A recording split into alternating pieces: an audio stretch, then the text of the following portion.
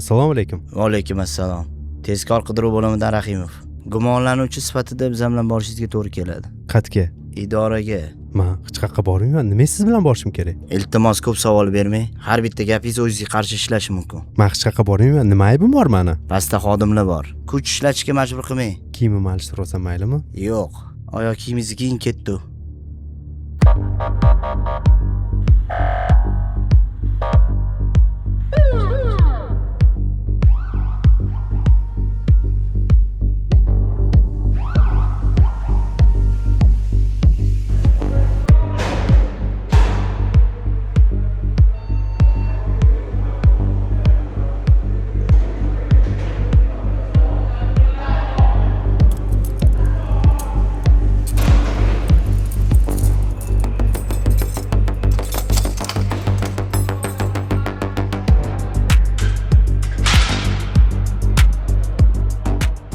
Senga maslahatim, xayolingni bir joyga qo'yganda, o'ylagin nima qilganingni. Oka, men hech narsa qilganim yo'q.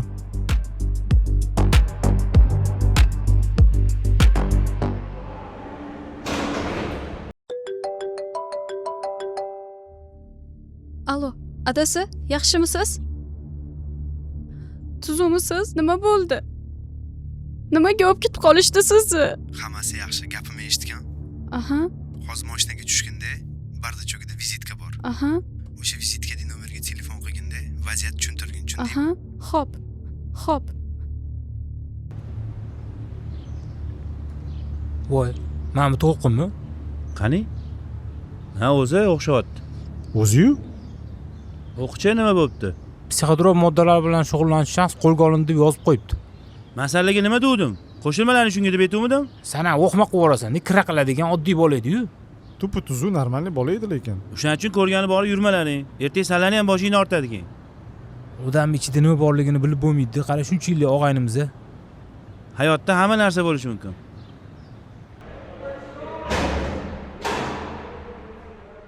Assalomu alaykum.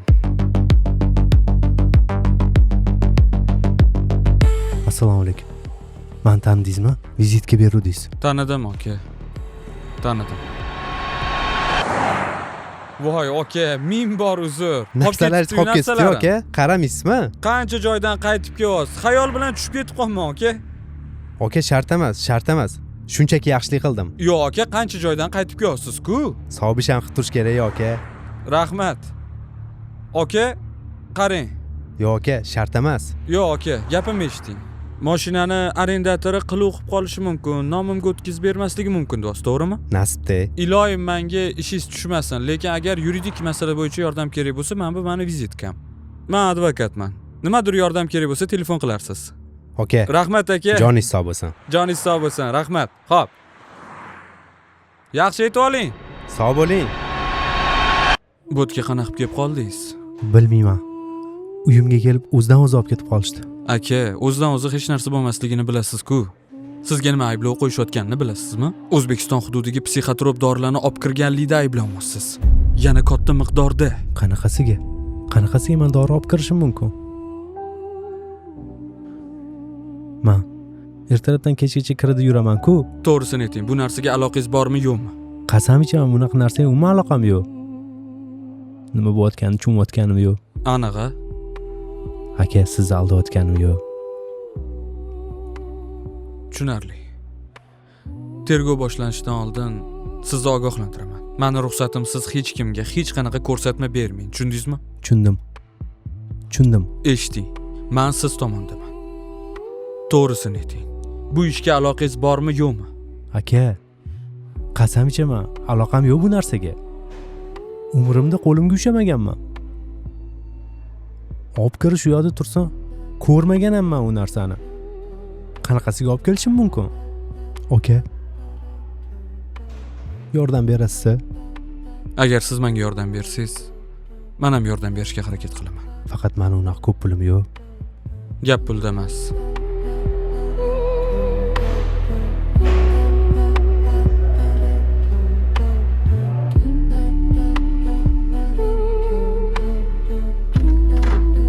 assalomu alaykum. Va alaykum assalom. Eriza advokati bo'laman. Sizga bir ikkita savollarim bor. Ha, keling.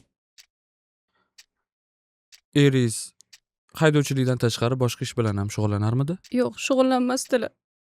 Faqat taksichilik qilardilar. Unda qanaqasiga bunaqa narsaga aralashib qoldi? Bilmayman to'g'risi. Erim unaqa inson emas. Erim yaxshi odam. Bunaqa narsalarga, bunaqa ishlarga aralashishlarga ishonmayman. Bu tuhmat.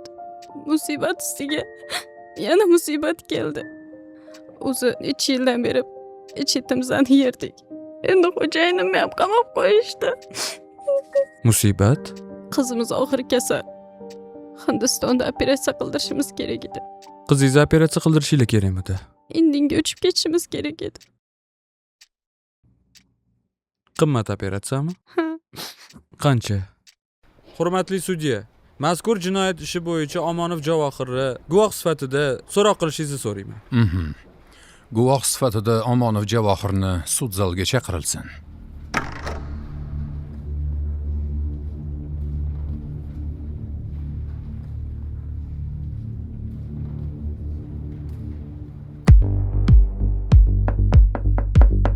Kiring.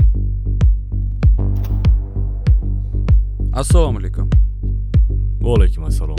Kirsam maylimi? Siz bilan telefonda gaplashgandik. Keling, marhamat. Nima ichasiz? Choy, kofe, suv? Suv ichaveraman. Suv. Poklik ramzi. Bizga nima xizmat aka? Ismim Sherzod Ahmedov. Advokatman. To'lqin Mignarova. O'rtog'ingiz. Ha, hop.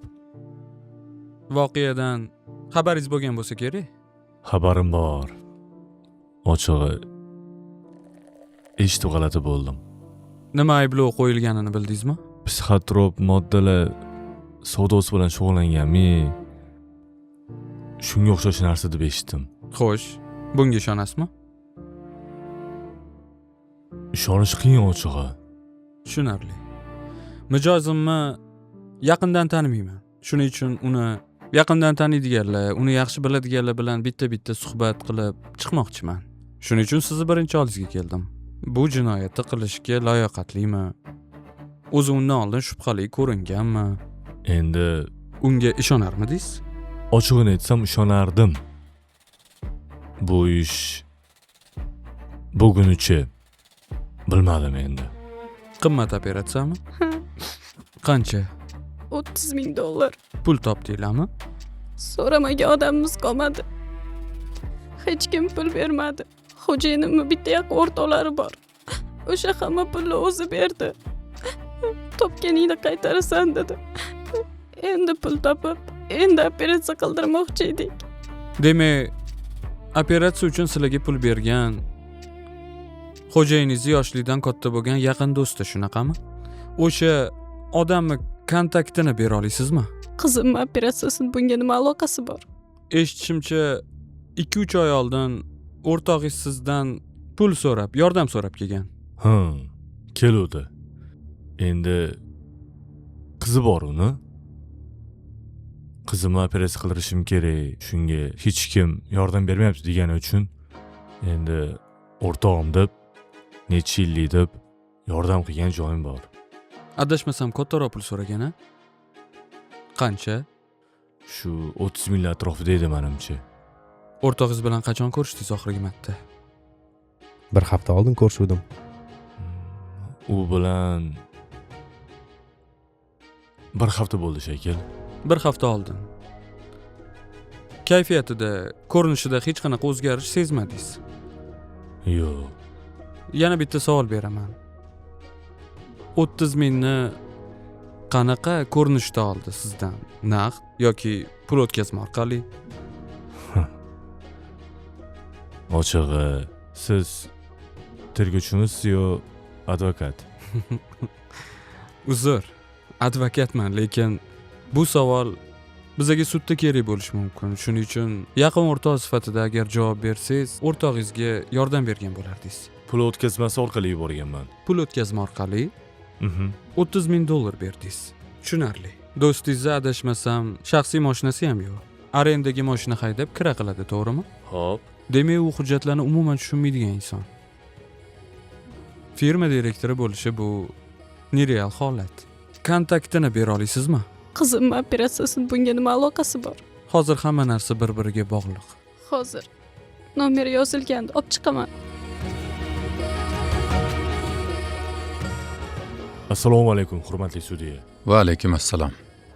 Xo'sh, Omonov, qani mazkur holat bo'yicha gapiring.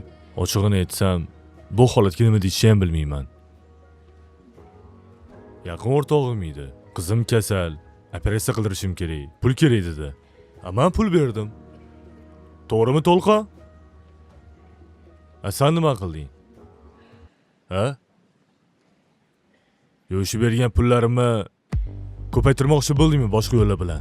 Men bu bilan ertalabdan kechgacha birga bo'lmasam, qattan bilaman bu nima qilib yurganini. Hurmatli sudya, e'tiroz bildiraman.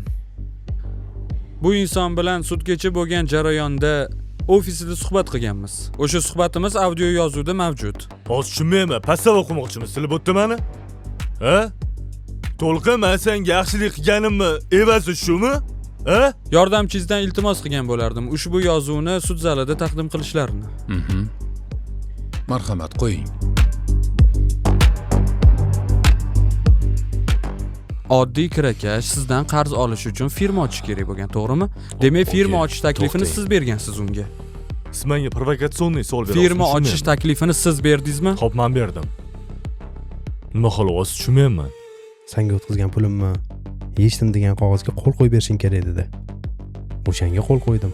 Menga pul yechish uchun deb aytuvdi lekin. O'rtog'ingizga firma ochayotganingizni aytmasdan aldab ochtirgansiz, to'g'rimi? Xo'p, shunaqa deylik. Qattiq isbotlab berasan. Kerakli joyda isbotlayman. Ey, advokat, burningni-chi, bilmagan ishlaringga tiqmang. Bu insoniylikning qanaqa darajasi?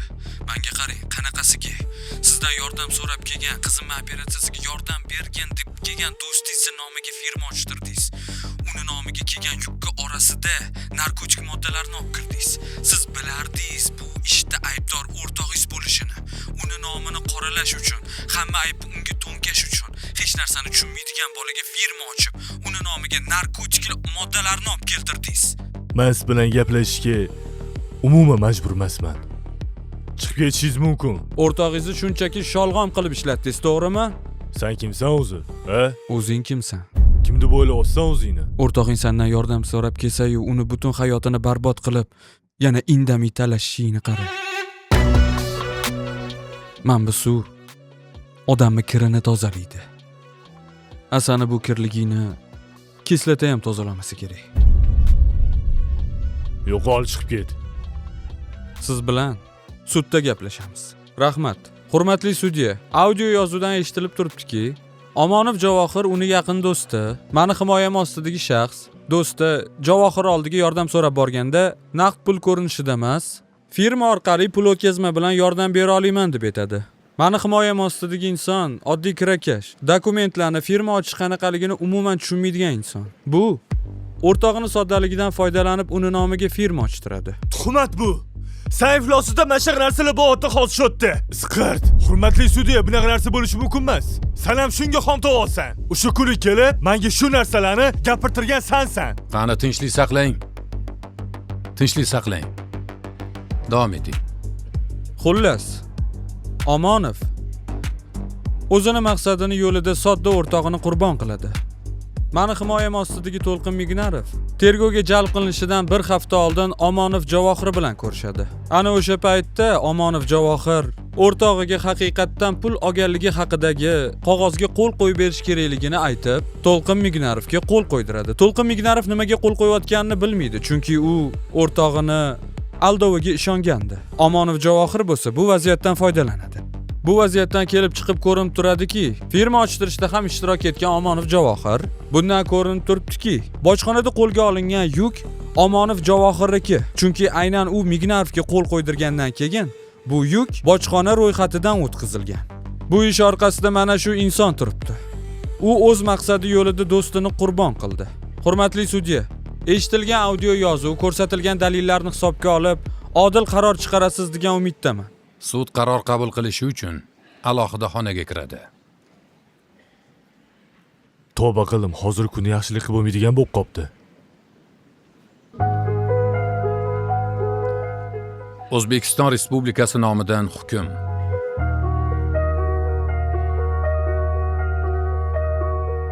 Mingnarov To'lqin Jinoyat protsessual kodeksi 83-moddasiga asosan oqlansin va sud zalidan qamoqdan ozod qilinsin.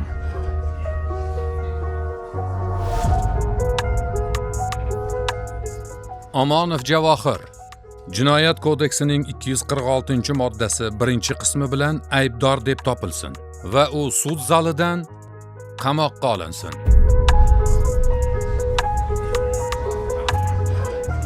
Men aybdor emasman.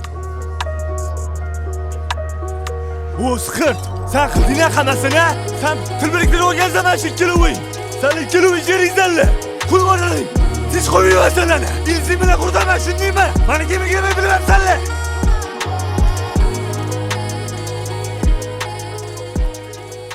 Kimga aylanib qolyapti odamlar? Do'sti yordam so'rasa, uni go'rga tiqishga tayyor. Nafsi buyurgan yo'lda ko'ziga hech kim ko'rinmasa, ko'zga tikka aytilayotgan aldovlar, birovni haqqidan qo'rqmaslar, tashqi inson, jirkanch maxluqlar orasida qolib ketdi odamlar. Odamlarni yeb bitirmoqda, odamga o'xshaganlar.